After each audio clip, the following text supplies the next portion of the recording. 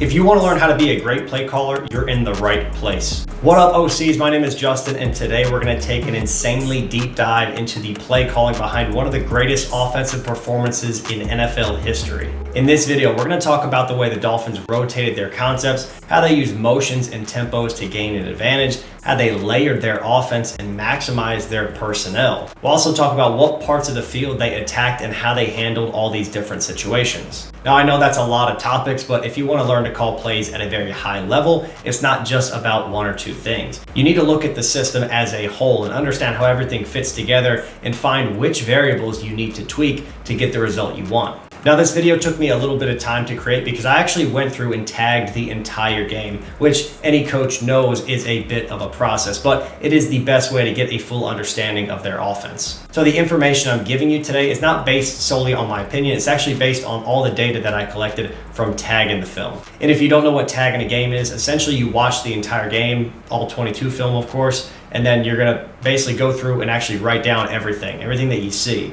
So you're going to put the down and distance, you're going to put the formation, the motions, shifts, protections, run concept, anything like that, RPO tags, backside concept tags, single receiver tags, formation tags. It's a ton. So without any further ado, let's get to it. When you turn on the film, the first thing you're going to notice is the amount of motions that Coach McDaniel uses. They do this on almost every snap of the entire game. The main reason for this is to out-leverage the defense and put players in position to either win on a pass concept or be in position to make a block. The first outside zone, which was actually their most common play call of the game, is a great example of how they're able to win with leverage and get an advantage with these motions.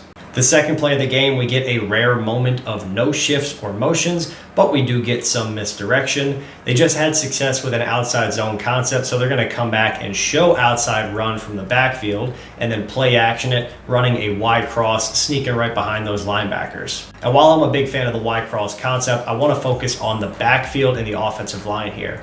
I want you to notice the power blocking scheme. This is a gap concept with the offensive line and the fullback. So essentially you have everybody play side taking their backside gap. The fullback is going to take the play side C gap and the backside guard is pulling to wrap around for that B gap. Now, what makes this play so crafty to me is that the tight end, if you look at his first steps, it's going to be stepping as if it is a gap scheme. So it looks like he's going to be double teaming up to that backside backer, but he's just going to bluff and sneak right over the linebackers. This is a great example of how coaches are going to layer their offense, which essentially means that they're going to take one thing, make it look exactly like something else, but then design a play that complements the other one. And layering your offense is really the thing that separates elite coaches from everybody else. The other thing that I like about this action here is from the quarterback and the running back. It's not a traditional power action. It looks like sweep, which is going to get a lot more commitment from these linebackers who have to aggressively fly over the top if they want to play outside run, which is what they just got beat on. And now the third play of this drive actually goes for a touchdown. And I saw the mic'd up version of this, and he ran the wrong route because this is something I've never seen before. So I was watching this thinking, like, what are they trying to do? But they just had the wrong route in there. And what I assume this is, because they don't tell you what it is, but I assume this was a Yankee concept, which is essentially some type of clear out. So Hill probably should have been running a clear out, and then the number one receiver on the opposite side would have been running the deep over. So essentially you have a clear out and a deep over, but in this case they ended up having two deep overs, and it kind of created a weird little confusion, and luckily Tua was able to kind of just pop that over and he was wide open. So normally it doesn't work out like this when people mess up, but in this case it worked out quite well for them. Now again, because they totally screwed up the passing concept, let's take a look at the upfront scheme, what they were trying to do with this. So it looks like a gap scheme up front where essentially you have the backside guard pulling around for that defensive end,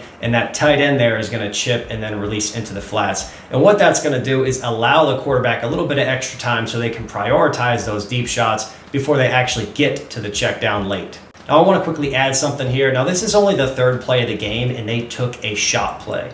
The elite teams in the NFL, when they have a lot of stud athletes, they will be taking shots early and often. A lot of teams who don't have the ability to do that, they're going to have to dink and dunk themselves down the field. But if you have two guys on outside or a couple of guys that you can launch it to, then you can take those opportunities and really make the most of it. And another thing to understand is that anytime you're trying to throw a deep shot, you have to make sure that you give your quarterback a check down because you don't want them to force anything. The message should always be to take what the defense gives them. The second drive starts out the same as the first drive with a quick motion out, gaining leverage, and then an outside zone. This design is great because you end up having a body on a body, and the running back doesn't even get touched until he's already got the first down. Throughout the entire game, the Dolphins showed exactly why tight formations are so beneficial for an offense. We'll talk more about that later on, but on this play, they used a tight formation and put a receiver in position to seal the edge on an outside run. A key takeaway here is that leverage is more important than size. You don't need to have a huge stud receiver come in and make that block. As long as they have the right leverage, one little chip is good enough to make the block and spring a running back. And now we get a chance to see some of the craftiness here in terms of the personnel. So far in this game, they have only stayed in 21 personnel, meaning 2 running backs, 1 tight end, and 2 receivers. Here they have the exact same personnel group, but they're going to line up in empty. And if you have athletes who have the ability to do that, it opens up a whole host of possibilities. And now let's take a look at the concept. Up top, we have a quick out motion by the tight end who turns that into a fade, and then an out route by Hill in the slot. This is a chair concept, which is something that's very common in the NFL. But what isn't common is generally whoever lines up in the slot is normally the one running the out route. So in this case, it would have been the tight end. And the number 1 receiver, which would have been Hill here, he would normally have the fade. But what this quick motion does is it allows the number 2 receiver to quickly motion out and become the new number 1, allowing the quick out route, which is much higher completion percentage, to be run by their best player, Tyreek Hill. But as we can see, the ball doesn't even go there. It goes to the under concept down at the bottom of the screen with the quick one-step slant by the running back. Now, this is a really important thing to take away from this, is that what they're doing with this is putting their running backs outside as a receiver and giving them a very easy route. This doesn't require that running back to have great route running skills or the best hands. He can body catch this, but it allows him to get the ball in space. Very, very crafty way to do this. And then they come back with another zone concept with that same quick out motion to gain leverage and a crack by the tight end that guarantees the edge. This makes the tackle's job a lot easier and eliminates the biggest risk on outside run, which is not being able to reach the end man on the line of scrimmage. The cool thing about this is that you can just call outside zone and then add a crack tag to it. And that way your play side tackle and your tight receiver have the ability to communicate and figure out how they want to handle that block. Also, I want to note that this looks a lot like the pin and pull concept, but realistically, if you don't want to carry that, you don't have to. All you need to do is carry outside zone and be able to add that tag. And again, same thing, 10 yards before the running back even gets touched. Then working back into an empty formation with the same 21 personnel, but this time the 2 running backs are actually 2 running backs. It's not a running back and a fullback. And the reason this is important is that now there's going to be a lot more speed on the field. And now let's take a look at the concept here. They run a quick 2-man stick at the top of the screen with a curl concept on the bottom. So basically these are going to be 2 split field concepts rather than 1 single full field concept. But when we take a look at them, we're going to see how well they work together. The way this is designed allows the quarterback to have a pure progression from left to right if they choose the left side first. The tight end is going to wrap around that inside backer, the running back is going to chip and then leak out into the flat, and essentially you have a middle triangle with that stick, that wrap route, and the running back check down. As an OC, you can really hurt or help your quarterback with the way in which you design your concepts. In general, the more you can create pure progressions and triangle reads in your offense, the better. If Tua would have gone to the curl side first, he likely would have worked the middle to the curl, back down to the check down. And I want you to notice that chip by the running back gives a little bit of extra time for Tua in the pocket. And the reason that's beneficial is he gets more time, but he doesn't have to get to that route so quickly because it's the last in the progression. And as you can see right here, it ends up timing up quite well. Now a zoomed out view here, play calling wise, this was actually a pretty nice changeup because it attacked the intermediate passing game. Now he ends up taking the check down, which is not a problem because as long as we are threatening vertical, threatening with that intermediate and the deep passing game, that is going to open up all the stuff underneath, and that at least keeps the defense honest. Then they come back with their first gap scheme run of the day, attacking inside rather than the outside zone that they have been running. And this is just a basic counter with a 2-man stick RPO at the top. It's important to note that while everyone talks about Tua being very effective in the RPO game, this is the first time that they've given him the option of pulling and throwing, and he didn't take it. Now, the reason he didn't take it is because the box looks fine. As an OC, you have to make sure that your quarterback is always thinking the same way you are. So when you call an RPO, it cannot be an automatic throw. It has to be reading it and taking whatever the best option is. If you have a quarterback who's really trigger happy with that stuff, make sure you limit the amount of times that you're going to call RPOs. Now, the next play, they come right back to their zone concept, which is their bread and butter, but this time they add a little bit of a wrinkle and give the jet sweep to a speedy running back that they had, again, aligned at receiver. They don't really have great numbers with this one, and the receiver even misses the block, but it is a successful play because they're able to get the ball in the hands of their best athletes in space. This is a critical takeaway that you have to understand from the Dolphins game plan. They do this very, very often. Their entire philosophy is based around getting their best players the ball in space. And I want to talk about something else that's been extremely important. So far in this game, they have not been too complex conceptually. Where they have been crafty has been their formations, their motions, and their shifts. As the saying goes, concepts are expensive, formations are cheap. Now on this play here, we get a chance to see some more crafty stuff. Again, conceptually, it's just boot pass. Almost everybody at the NFL level runs boot in a similar fashion. One player in the flats, one intermediate, and one player going deep. Essentially, it's a flood concept. What is not normal is that the flat route actually comes from the opposite side number one receiver who's not lined up as a wing. Now they sell outside zone, and combined with the motion in that direction, it's going to get a lot of flow from the defense because they've been running this successfully. Again, it's very important to note they would probably not be calling this if they had not run outside zone successfully multiple times so far. So this play is built directly off of what they've done up to this point. It's also worth noting that these types of plays are only going to be effective if your quarterback hits the receiver in stride. Yes, the design and the timing of the play call might be important, but if this is thrown behind, it's no longer a first down and you end up in a critical third down in the red zone. This is why you as a play caller always have to think about the big picture. Even if you know that something will work, but you've struggled to complete it consistently, don't call it. You would need to find another solution that you've shown to operate successfully. And now inside the red zone with a fresh set of downs, they break out a concept that they actually come back to later on, which is a gap scheme variation, something kind of between a counter and a duo. So this is what I would call duo insert. Essentially, everyone is responsible for their backside gap, but unlike traditional duo, they're going to insert an extra blocker play side to account for the extra numbers in the box. If you only take away one thing from the Dolphins' run game, it should be that they are masters at getting a body on a body. They have an obsession with it. It always gives them an advantage.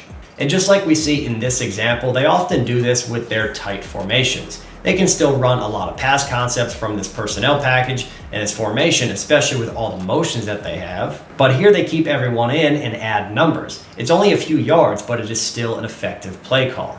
Next, they come back to the same play that they've been running all game. They use a tight formation, they have a quick outside motion to gain leverage, they run outside zone with a tight receiver who cracks the defensive end and the tackle pulls. Aside from the right guard missing his block, everyone is handled except for that safety who's going to have to make the tackle in space. This is by design because, as you can see, tackles in space are not that easy to come by. Now, by design, this should have been a lot easier of a touchdown. And one thing that is very, very important that you have to keep in mind as an OC, it is about the process, not about the outcome. So while we end up with a good touchdown here, the process is screwed up. So we have to fix it if we really, really want to optimize our potential. Now, the third drive of the game, they open up with a variation of outside zone that they haven't run yet. This is more of the traditional outside zone without the crack from that receiver. Now, this isn't the problem on this play. It's more about the front than anything else. The play side guard is forced to reach a 4-eye tech, which simply doesn't happen. Now, ideally, you'd want to be able to see this front and make an adjustment. Maybe you have a tag that allows your play side tackle to back block, keep the receiver crack on, and instead pull the guard. But this stuff is going to happen, so you have to expect it. No offense is ever going to be completely perfect and get every single snap right. You never see that at the NFL level. You can only ever see that if you have a really, really good team playing a terrible team. And again, that never happens at the NFL or the college level. So the reason I say that is because while this outcome is really unfortunate, it's okay because you have to be prepared for it. You're going to have calls in your call sheet specifically for these type of situations that are going to occur after this big loss. So this play call right here is probably scripted as one of their second and extra long situations. And this is what I've referred to in other videos as a bow concept, but I'm actually preferring the term wrap as that makes more sense to me. You end up with the number one receiver running a glance route at 6 steps in this situation with the 2 underneath defenders on either side of that glance route. Every team runs a variation of this, and generally a lot more than one. This wrap route could be a dig, could be a glance, and it doesn't matter the depth. It could be a 4-step, a 6-step, or even an 8-step route. But generally, I see this ran around 10 to 12 yards. The main idea behind this concept is to create a middle triangle. So you have a dig or a glance, and then 2 flat routes on either side. Tua does a really good job of throwing on rhythm here, and the OC does a great job of calling plays towards his quarterback's strengths. This was an aggressive play call considering what they've done so far, and it just shows that he trusts his quarterback to pull the trigger on these intermediate throws the second he needs it.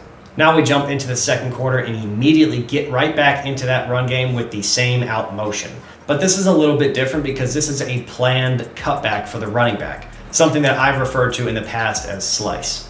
This builds off the outside zone that they've used over and over and over so far in this game, which is another way to layer the offense. They come back after a fresh set of downs and break the tendency by taking an intermediate shot on first down. It's very important to understand that as a coach, you're going to have tendencies. What you have to do is look during the weeks, okay? You have to look back at your game plan and look at what you called. And if you're running the same things on third down every single time, or the same thing after a first down every single time, you have to find a way to break that. In this case, they have another wrap concept in the middle and then a one-on-one on the outside if the quarterback wants to take it. And since that one-on-one is the best athlete in the NFL, probably a good idea to take it. But the cool thing about this play has nothing to do with him. It's the blocking scheme and how they get to their checkdowns. The start of this play looks exactly like gap scheme. It's a very similar action to what they ran on that Y cross earlier on the second play of the game. The tight end's first few steps look exactly like the gap scheme, but then he's going to sneak out into the flats on the right side, and he becomes the check down on that side of the field. And now I want to give a little fun fact that surprised me a ton while I was tagging this film. If you go back and watch every single play up to this point right now, we're in the mid-second quarter. 100% of passes have been thrown and completed between the right hash and the right numbers. This is the first target that they actually had outside of that spot of the field. I don't really know what to make of that, but I thought it was interesting, so I figured I'd tell you. So that play ended up getting called back, and it put the Dolphins in another bad situation behind the sticks. But the nice thing is now we get a chance to see a little bit of situational awareness from the players and the OC. From a play caller standpoint, it's really tough to get a first down in these situations. You can either be really aggressive and go for some more of the high risk, high reward plays, or you can go the opposite route and call some very low risk, high reward plays. The Dolphins and most teams in the NFL go with the second option. So here we have a similar formation that we've already seen a few times with a motion we've already seen a few times,